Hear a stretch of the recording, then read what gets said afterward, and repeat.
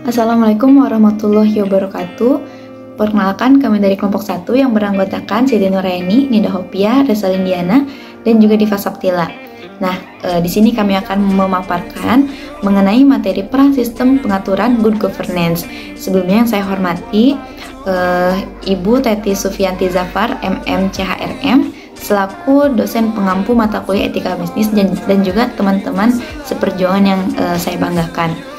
Di sini perkenalkan, saya Resalin Diana. Di sini saya sebagai moderator dan juga ketiga rekan saya sebagai pemateri. Nah, baik, tanpa berlama-lama lagi kita langsung saja ke materi yang pertama. Nah, baik, di sini saya akan menjelaskan apa itu pengaturan. Nah, pengaturan merupakan sebuah proses pengambil keputusan dan proses oleh pengambil keputusan yang diimplementasikan.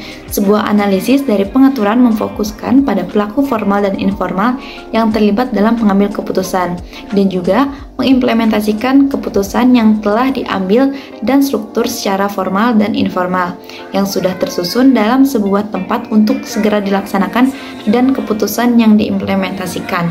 Pemerintah adalah salah satu pelaku dalam pengaturan. Pelaku lainnya terkait dalam pengaturan yang tergantung pada tingkatan pemerintah yang kita diskusikan. Nah, materi berikutnya akan disampaikan oleh rekan saya.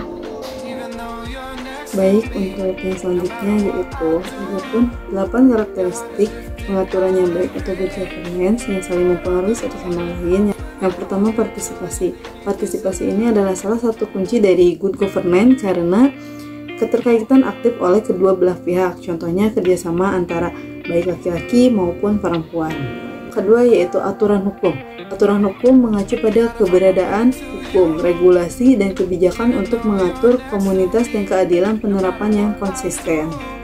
Ketiga, transparansi. Transparansi sendiri mempunyai arti bahwa keputusan diambil dan dilakukan melalui aturan yang diikuti secara benar dan sangat terbuka pada hal-hal yang memang harus bersifat terbuka. Keempat, responsif. Responsif ini yaitu sifat yang cepat tanggap terhadap masalah hubungan sosial antar stakeholder dan juga internal perusahaan atau organisasi. Kelima, berorientasi konsensus, dan yang keenam yaitu adil dan bersifat umum. Sifat adil dan umum berarti mengacu pada moralitas yang seimbang. Hal ini hanya dapat diperoleh ketika menggunakan proses good governance dalam hubungan sosial antara satu kelompok sosial dengan kelompok sosial lainnya.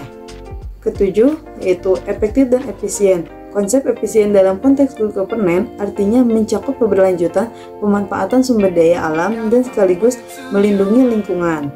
Kedelapan yaitu terakhir, pertanggungjawaban. Pertanggungjawaban adalah kunci dari good governance karena pegawai publik harus dapat menjawab setiap pertanyaan publik.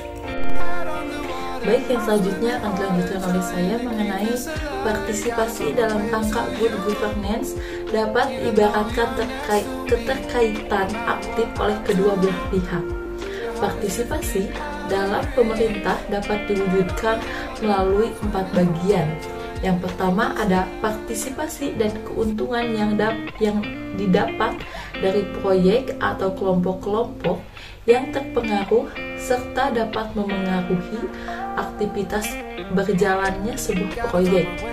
Yang kedua, ada meningkatnya hubungan antar publik dan sektor swasta, khususnya hubungan sosial ekonomi yang bersifat menguntungkan semua pihak. Yang ketiga, ada memperdayakan pemerintah lokal dengan kepemilikan proyek daerah. Ini terkait dengan model-model otonomi daerah yang secara umum dikuasai oleh kebudayaan suku bangsa yang mendominasi wilayah tertentu. Yang terakhir, ada menggunakan lembaga swadaya komunitas sebagai kendaraan atau alat-alat memobilisasi dan meraih keuntungan proyek dan juga lembaga-lembaga serta komunitas yang sudah tumbuh di komunitas itu sendiri yang didasari oleh komunitas setempat atau juga sering disebut community based organization. Yang selanjutnya ada Commission on Human Rights, yaitu konsep dari good governance sudah diklarifikasi oleh kegiatan dari Commission Human Rights pada Resolution 2000 sampai 64. Komisi ini mengidentifikasi atribut kunci dari good governance sebagai yang pertama ada transparansi, yang kedua ada tanggung jawab, yang ketiga ada akuntabilitas, yang keempat ada partisipasi, yang kelima ada responsif atau pada kebutuhan komunitas. Dalam deklarasi milenium yang diadopsi oleh konsensus anggota dari Perserikatan Bangsa-Bangsa menghasilkan kesepakatan untuk menciptakan pengelolaan lingkungan pada nasional dan tingkat global yang saling mendukung bagi pengembangan komunitas, khususnya kesejahteraan sosial dan menemukan tingkat kemiskinan. Yang selanjutnya akan dilanjutkan oleh rekan saya.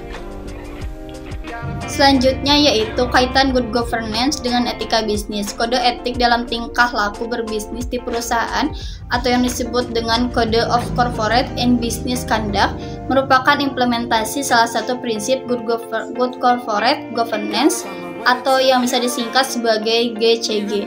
Kode etik yang efektif ini seharusnya bukan sekedar buku atau dokumen saja yang kita simpan. Namun, kode etik tersebut hendaknya dapat dimengerti oleh seluruh karyawan dan pimpinan perusahaan dan pada akhirnya dapat dilaksanakan dalam bentuk tindakan atau disebut action. Adapun beberapa contoh pelaksanaan kode etik yang dipatuhi oleh seluruh karyawan dan pimpinan perusahaan. Yang pertama yaitu informasi rahasiaan, yang kedua yaitu benturan kepentingan atau yang disebut juga conflict of interest. Baik, itulah presentasi yang dapat kelompok kami sampaikan. Semoga teman-teman yang mendengarkan tidak hanya memahami, tetapi juga dapat menjadi bermanfaat untuk kedepannya. Terima kasih. Wabillahi taufiq wal hidayah. Wassalamualaikum warahmatullahi wabarakatuh.